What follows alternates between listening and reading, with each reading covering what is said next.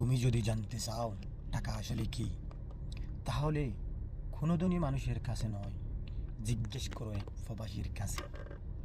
যে মানুষটা দিনের পর দিন, রাতের পর রাত নিজের কষ্ট চেপে রেখে শুধু একটা লক্ষ্য নিয়ে বাঁচে, পরিবারটা যেন ভালো থাকে। যে মানুষটা বিদেশের নির্জন ঘরে বসে মোবাইলের ছোট্ট স্ক্রিনে প্রিয়জনের মৃত্যুর খবর পায়, অথচ শেষবারের মতো ছুঁয়ে দেখতে পারে না, সেই মানুষটাই বলতে পারবে টাকার আসল দাম কতটা নির্মম। মায়ের শেষ মুখটা না দেখতে পারার যে যন্ত্রণা, সেটা কোনো মুদ্রা দিয়ে কেনা যায় না। বাবার বুক ভেঙে যাওয়ার যে শব্দ, সেটা কোনো ব্যাংক ব্যালেন্স জমা থাকে না। প্রবাসী বাবার কাছে জিজ্ঞেস করো টাকা কি।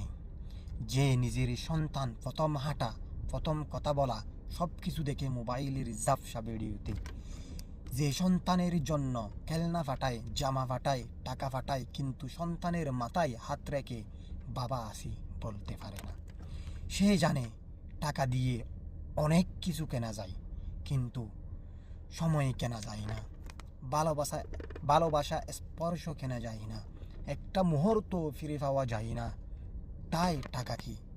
টাকা হলো হাজারো ত্যাগের বিনিময়ে পাওয়া এক টুকরো কাগজ, যার পিছনে লুকিয়ে থাকে অগণিত না পাওয়া গল্প, চোখের অদেখা পানি আর বুকের চাপা কান্না। টাকা দরকার, কিন্তু টাকাই সব না।